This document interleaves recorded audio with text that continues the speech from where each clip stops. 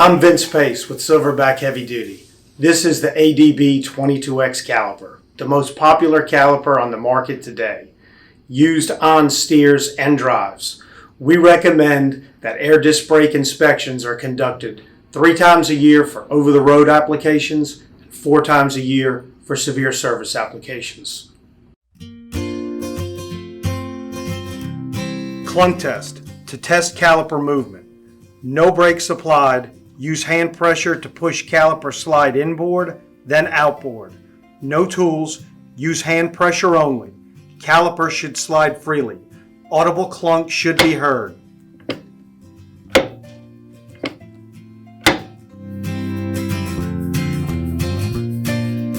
Running clearance test to test pad clearance and gap. Place feeler gauge between tappet head and backing plate to measure gap. Use metric or standard gap gauge. Acceptable clearance 0.6 to 1.1 millimeter. Tappet clutch operation test to test the free function and synchronization of tappet heads. Locate and remove the shear adapter cap. Use a 10 millimeter 6-point boxed end wrench to turn shear adjustment nut counterclockwise 3 audible clicks. Place wrench onto nut at 2 o'clock position and apply 30 psi of air. Wrench should rotate clockwise with every application of air.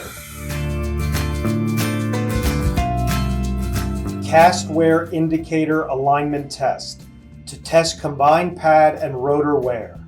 View the relative alignment of the cast wear indicator mark in the caliper and carrier housing. If the wear indicators are aligned, pads and/or rotors require replacement. Chamber removal inspection. When removing a chamber, use a 15/16 open-ended wrench. Inspect the mating seals, test chamber function. Visually inspect mating surface of seal for wear and heat damage. Chamber seal should be at least 120 thousandths thick. When reinstalling the chamber, apply a small amount of white lithium grease around the seal.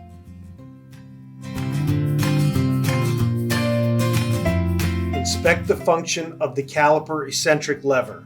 Use finger pressure, push on the eccentric lever to test function. Lever should spring back easily and repeatedly.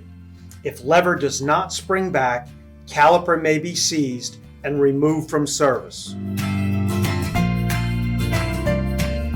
Guide pin horizontal travel test. Test the full travel of the guide pins and bushings. With pads removed and using hand pressure only, push the caliper outboard and mark the lower carrier unit with grease marker directly below the upper wear indicator notch. Then push the caliper inboard as far as possible and again mark the lower unit.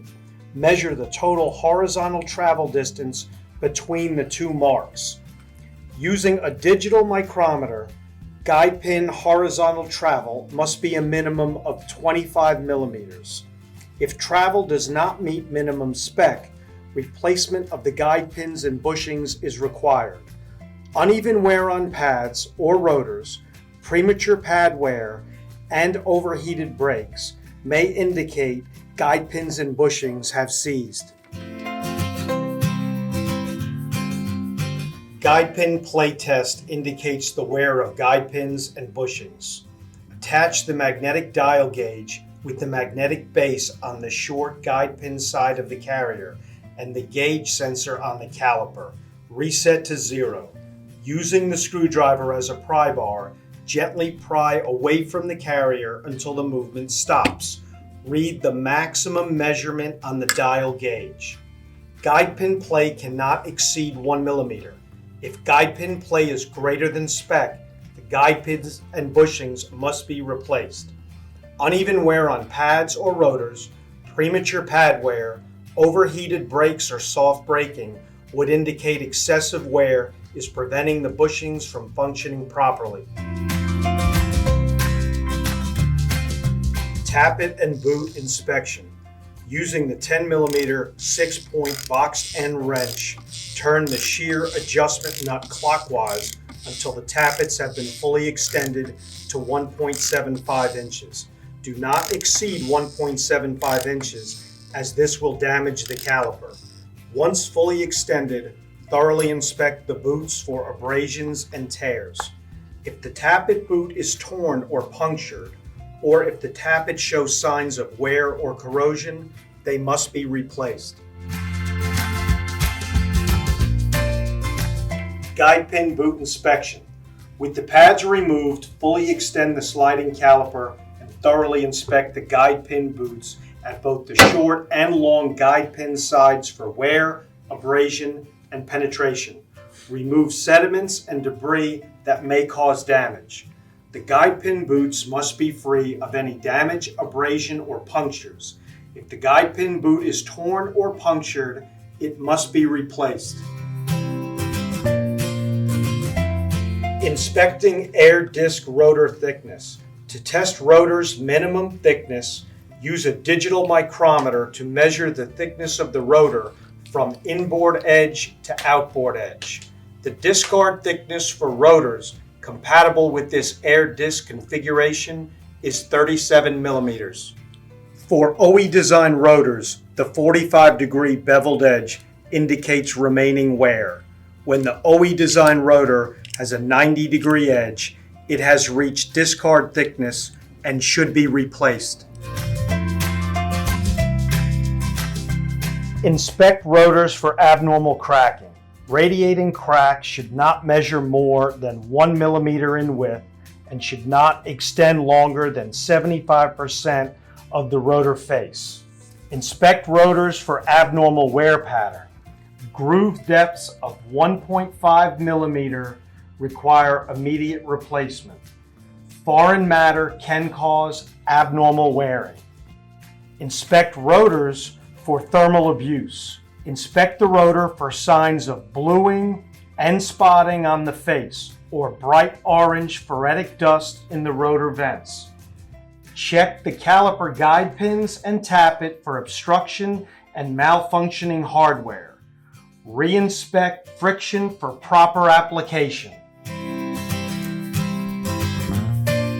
Pad removal. Using needle nose pliers, remove the spring clip and washer. Depress the pad retaining bar and remove the retaining pin and bar. Locate and remove the shear adjuster cap. Turn the shear adjuster nut counterclockwise 4 to 5 audible clicks until the pads are loose enough for removal.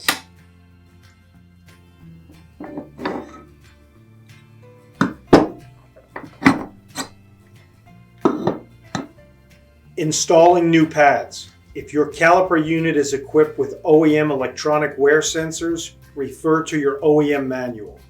Assemble by installing the pad retainer spring on top of the pad until it locks in place. Install new pads with friction facing toward the rotor.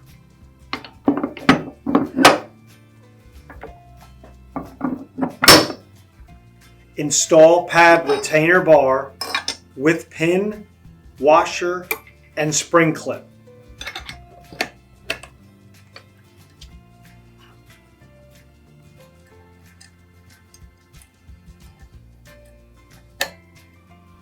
Advance the tappets until the pads are snug to the rotor face. No gap should exist between the rotor and pad. Turn shear adjuster nut counterclockwise 3 audible clicks. Reinstall the shear adjustment nut cap. Thank you for watching the ADB22X training modules. We look forward to seeing you again in the future.